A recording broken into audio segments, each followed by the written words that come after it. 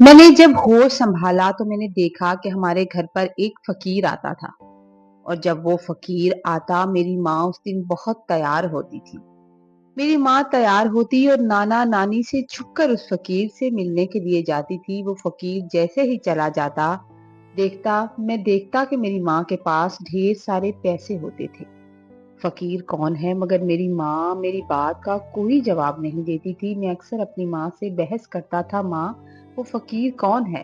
तो अब माँ मेरी बात टाल देती थी। एक दिन मैं सो रहा था कि अचानक आंख खुली तो मैंने देखा कि वो फकीर हमारे कमरे में मौजूद था और मेरी माँ के बिल्कुल साथ बैठा हुआ था।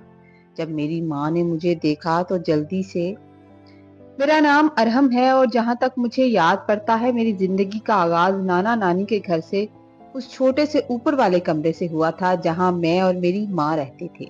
नीचे वाले हिस्से में नाना नानी और मामू का खानदान बसता था, लेकिन हम दोनों की दुनिया इस एक कमरे तक महदूद थी। मैं जब भी होश संभालने के बाद अपनी माँ से अपने बाप के बारे में सवाल करता तो वो बड़ी हसरत से कहती थी कि तुम्हारे अब्बा दुबई में काम करते हैं और जल्द ही हमें लेने के लिए आएंगे। लेकिन मैं जिद करता था कि मेरी उनसे फोन पर बात करवा दें तो वो अजीब सी खामोशी इख्तियार कर लेती थी और कहती थी कि वहां से कोई फोन करना मुमकिन नहीं है। दूसरी तरफ जब मैं यही सवाल अपने नाना नानी से करता तो वो दो टोक लहजे में कह देते कि तुम्हारे बाप का इंतकाल हो चुका है और अब वो इस दुनिया में नहीं है। बड़ों के इस मुतजाद बयानात ने मेरे मासूम जहन पर एक अजीब सी उलझन पैदा कर दी थी। और जब मैं सच जानने के लिए ज्यादा इसरार करता तो माँ डांट कर चुप करवा देती थी। हमारे घर की इस पुरअसरार फजा में एक और अजीब बात यह थी कि हर कुछ दिन के बाद गली में एक फकीर आता था जिसके आने से पहले मेरी माँ की हालत बिल्कुल बदल जाया करती थी। जिस दिन उस फकीर ने आना होता था मेरी माँ बहुत इत्मीनान से तैयार होती, जैसे किसी खास मेहमान का इंतजार कर रही हो। मैं नोट करता था वो बार बार खिड़की से बाहर झांकती और फिर गली के दरवाजे के पास जाकर खड़ी हो जाती ताकि वो जैसे ही वो फकीर आए वो उससे मिल सकें। एक दिन मैंने अपनी आंखों से देखा कि जैसे ही गली में उस फकीर की आवाज गूंजी माँ दौड़कर दरवाजे तक चली गई और बड़ी बेताबी से कुंडी खोलने लगी। वो फकीर मैले कुचैले कपड़ों में था, लेकिन उसकी नजरें जब मुझ पर पड़ती तो वो फौरन वहां से हट जाता था, जैसे उसे मेरा वहां आना अच्छा ना लगा हो। उसके जाने के बाद जब भी माँ के पास जाता तो उसके पास नोटों की सूरत में ढेर सारे पैसे होते जो वो बड़ी तेजी से अपने दुपट्टे में छुपा लिया करती थी। मेरी माँ ने कभी भी मेरी मामों से कोई खर्चा नहीं लिया था। मैं ये देख देख कर हैरान होता था। मेरी बेचैनी बढ़ती गई और आखिरकार एक दिन मैंने हिम्मत करके नानी को सब बता दिया।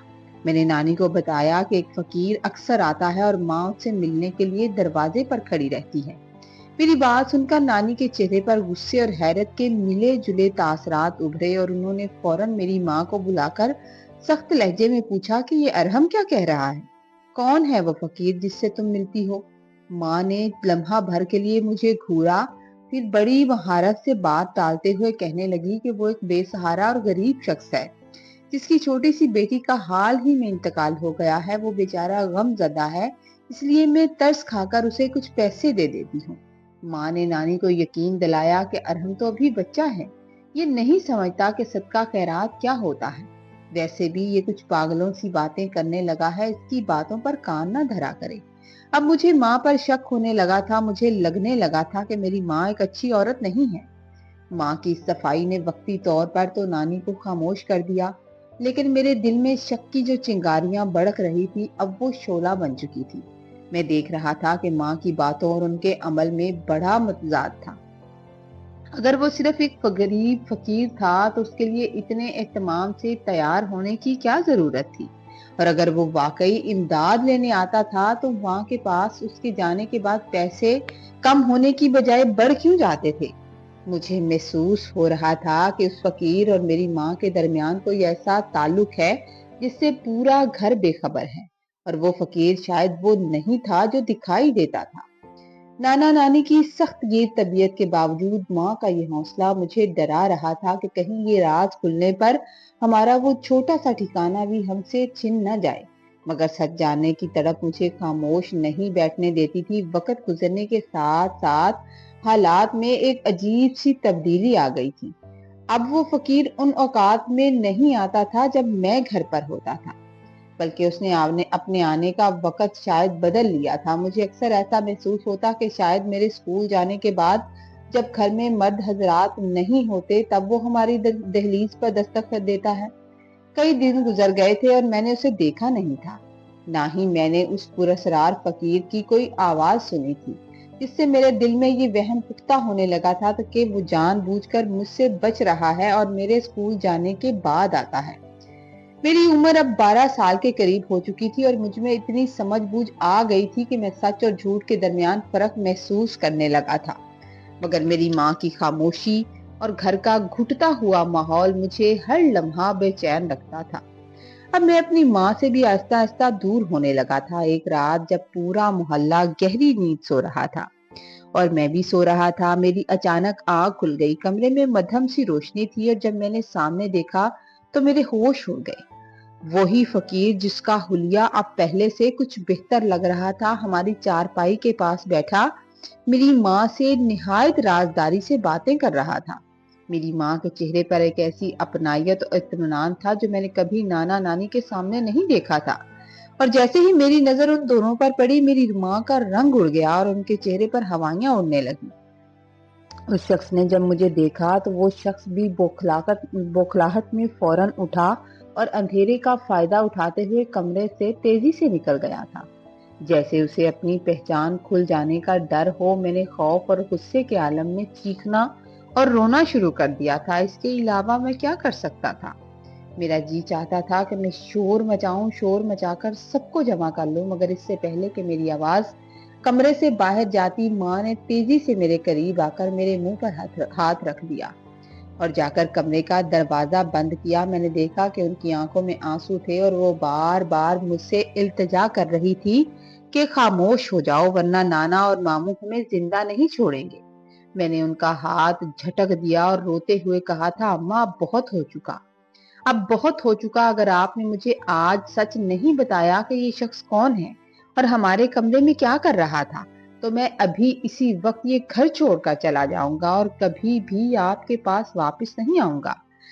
میری اس دھمکی نے میری ماں کو ہلا کر رکھ دیا تھا اور وہ شاید پہلی بار میری آنکھوں میں وہ عزم اور وہ غصہ دیکھ رہی تھی جو ایک 12 سالہ بچے کے لیے غیر معمولی تھا۔ انہوں نے میرے سامنے ہاتھ جوڑے اور بڑی مشکل سے خود کو سنبھالا تھا۔ کمرے میں چھائے سناٹے میں صرف میری سسکیوں کی آواز آ رہی تھی، جبکہ ماں کی خاموشی کسی بڑے طوفان کا پتہ دے رہی تھی، اور مجھے لگ رہا تھا کہ اب دیوار گرنے والی ہے جو سالوں سے میرے اور اس سچ کے بیچ کھڑی ہوئی تھی۔ لیکن میں یہ نہیں جانتا تھا کہ یہ حقیقت جو سامنے آنے والی ہے وہ میری زندگی کو ہمیشہ کے لیے بدل کر رکھ دے گی۔ جب میں نے اپنی ماں کو گھر چھوڑ کر جانے کی دھمکی دی تو میری دھمکی سن کر ماں کی آنکھوں سے آنسو جاری ہو گئے تھے۔ انہوں نے لرزتی ہوئی آواز میں وہ سچ اگل دیا جس نے میرے پیروں تلے سے زمین نکال دی۔ انہوں نے بتایا کہ وہ شخص جو فقیر کے روپ میں آتا ہے وہ دراصل تمہارا باپ ہے، اور ہم نے اپنی پسند کی شادی کی تھی جب میں کالج میں پڑھتی تھی۔ تمہارے ماموں کا مزاج بچپن سے ہی بڑا سخت اور غصے والا تھا، وہ اس رشتے کے سخت خلاف تھے اور کبھی نہ مانتے، لیکن پھر ایک سمجھوتا ہوا جسے وٹا سٹا کہا جاتا ہے۔ اس شرط پر ہماری شادی ممکن ہوئی کہ تمہارے باپ کی بہن یعنی کہ تمہاری پھپھو کی شادی تمہارے ماموں سے کر دی جائے، اور پھر یہ وٹے سٹے کی شادی ہو گئی اور اس طرح میں رخصت ہو کر تمہارے باپ کے گھر چلی گئی اور تمہاری پھپھو اس گھر میں تمہاری مامی بن کر آ گئی اور اس طرح یوں رشتہ ہو گیا۔ زندگی کے اس سفر میں تلخی تو تب آئی جب تمہارے ماموں اور مامی کے درمیان شدید جھگڑے رہنے لگے۔ ان کی آپس میں نہیں بنتی تھی کیونکہ ماموں کی سختی مامی کے لیے ناقابل برداشت تھی۔ جب تم پیدا ہونے والے تھے تو ایک دن اتنا جھگڑا بڑھا کہ مامی اپنا بیگ اٹھا کر واپس اپنے گھر چلی گئی تھی۔ تمہارے دادا اور تمہاری دادی نے جب یہ دیکھا کہ ان کی بیٹی کو گھر سے نکالا گیا ہے تو انہوں نے بدلے کی آگ میں تمہارے باپ پر دباؤ ڈالا کہ وہ بھی مجھے گھر سے نکال دیں۔ نوبت یہاں تک آ پہنچی کہ دونوں خاندانوں میں شدید مار کٹائی، شدید جھگڑا ہوا اور معاملہ عدالت تک بھی پہنچا۔ جس کے نتیجے میں ماموں زبردستی مجھے یہاں واپس لے آئے اور تمہاری مامی اپنے مائکے چلی گئی۔ یہ کہانی سناتے ہوئے میری ماں کی آنکھوں سے آنسو بہ رہے تھے۔ میری ماں نے سسکیاں بھرتے ہوئے بتایا کہ اس دشمنی کی وجہ سے آج تمہاری مامی اپنے گھر میں ہے، وہ اپنے مائکے میں ہے، اور میں یہاں ہوں جب تمہارے ماموں کی ایک بیٹی بھی ہے جس سے وہ آج تک نہیں ملے اور نہ ہی کبھی اسے دیکھا ہے۔ دشمنی اس قدر بڑھ چکی ہے کہ دونوں خاندانوں کا میل جول ناممکن ہو چکا ہے، اور انا کی اس دیوار نے سب کے رشتے خاک میں ملا دیے ہیں۔ سب کے رشتے خاک میں مل چکے ہیں۔ تمہارا باپ مجھے طلاق نہیں دینا چاہتا تھا، اور نہ ہی میں اسے چھوڑنا چاہتی تھی، اور نہ ہی اس نے مجھے طلاق دی ہے۔ اس لیے اس نے یہ خطرناک راستہ چنا۔ وہ جانتا ہے کہ اگر تمہارے ماموں نے اسے یہاں دیکھ لیا تو وہ اسے جان سے مار دیں گے، اسی لیے وہ اپنی جان جوخم میں ڈال کر فقیر کے بھیس میں مجھ سے ملنے اور تمہیں دیکھنے کے لیے یہاں آتا ہے۔ یہ پیسے جو تم دیکھتے ہو یہ تمہارے باپ کی محنت کی کمائی ہے۔ وہ اپنی محنت کی کمائی سے بچا کر لاتا ہے تاکہ ہم کسی کے محتاج نہ ہوں۔ وہ فقیر بن کر اس لیے آتا ہے کیونکہ یہی راستہ ہے جس سے وہ اس گھر کی دہلیز تک پہنچ سکتا ہے جہاں اس کا جانی دشمن یعنی کہ تمہارا ماموں رہتا ہے۔ مجھے آج سمجھ آیا کہ کیوں ماں ہمیشہ اس کے آنے پر تیار ہوتی تھی اور کیوں وہ شخص مجھے دیکھ کر نظریں چرا لیتا تھا۔ وہ ایک مجبور باپ تھا جو اپنی ہی اولاد کو سینے سے لگانے کے لیے ایک بھکاری کا روپ دھار کر مجھ سے ملنے پر مجبور تھا۔ میں جو اب تک اسے اجنبی سمجھ رہا تھا یہ جان کر ساکت رہ گیا کہ ہماری زندگی کے اس کرب کے پیچھے خاندان کی وہ ضد، وہ آگ ہے جس نے مل کر سب کچھ راکھ کر دیا ہے۔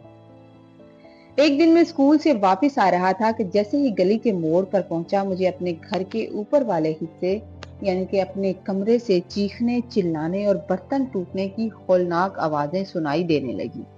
میرا دل کسی انجانے خوف سے لرز اٹھا تھا اور میں بستہ کندھے پر ڈالے تیزی سے سیڑھیاں چڑھ کر اوپر پہنچا تو وہاں کا منظر دیکھ کر میری روح کانپ گئی تھی۔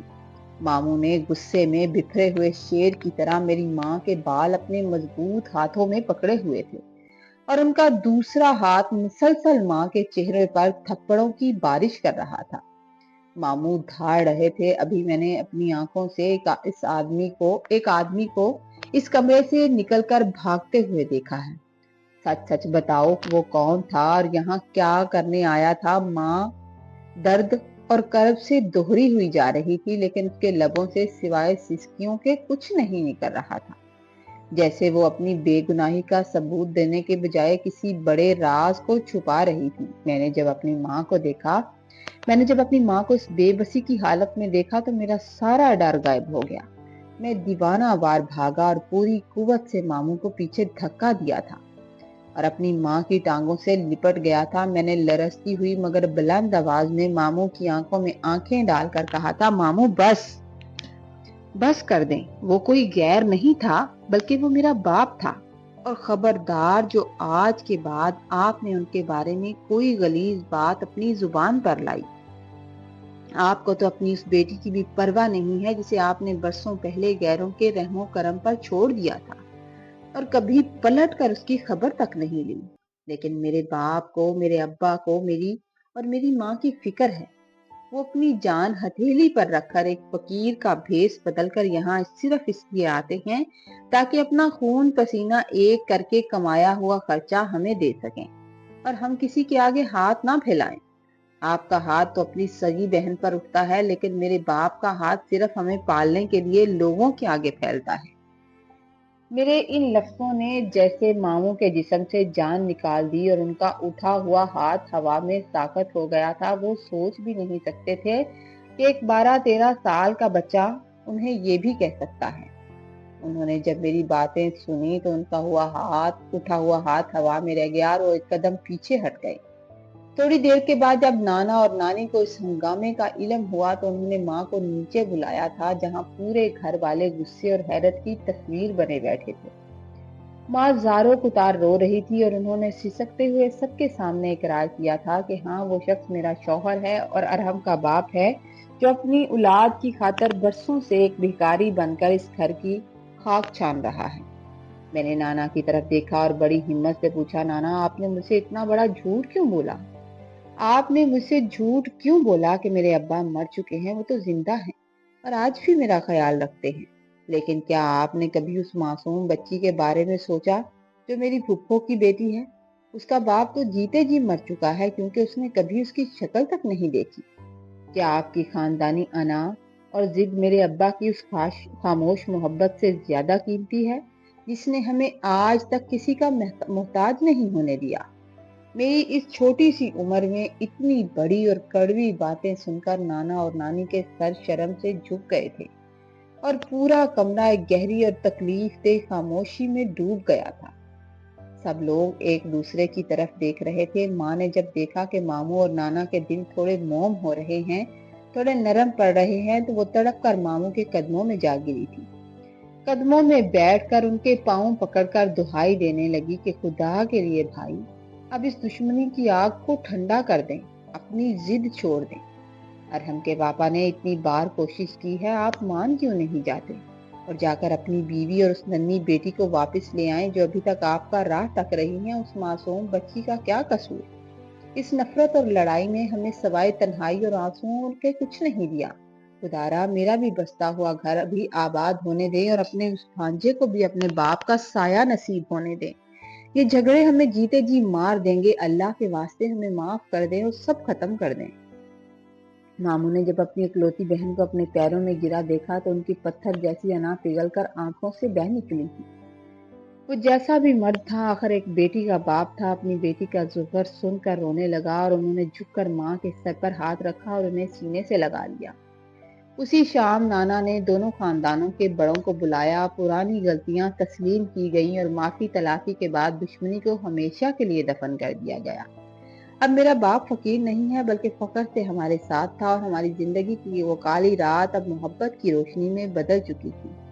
اس کہانی سے ہمیں یہ سبق ملتا ہے کہ انا، ضد اور خاندانی دشمنی ہمیشہ ہنستے بھستے گھروں کو اجاڑ دیتی ہے اور ان کا سب سے زیادہ نقصان ان معصوم بچوں کو اٹھانا پڑتا ہے۔ رشتوں میں پڑنے والی گرہوں کو نفرت سے نہیں بلکہ محبت اور سچائی اور درگزر سے کھولا جا سکتا ہے۔ ایک باپ کی اپنے خاندان کے لیے بے لوث تڑپ اور ایک بچے کی معصوم پکار نے پتھر سے پتھر دل کو بھی موم کر دیا تھا۔ ہمیں سیکھنا چاہیے کہ اپنوں کو معاف کرنا اور پرانی رنجشوں کو دفن کرنا ہی وہ واحد راستہ ہے جو زندگی میں حقیقی سکون اور خوشیاں واپس لا سکتا ہے۔ سٹوری اگر آپ کو اچھی لگے تو لائک کیجئے گا، کامنٹ میں اپنی رائے کا اظہار ضرور کیجئے گا۔ چینل پر نئے ہیں تو پلیز چینل کو سبسکرائب کر دیں تاکہ آنے والی ہر سٹوری آپ تک پہنچے۔ خوش رہیے، آباد رہیے، رمضان کی دعاؤں میں ہمیں یاد رکھیے۔ اللہ تعالیٰ آپ کے لیے آسانیاں پیدا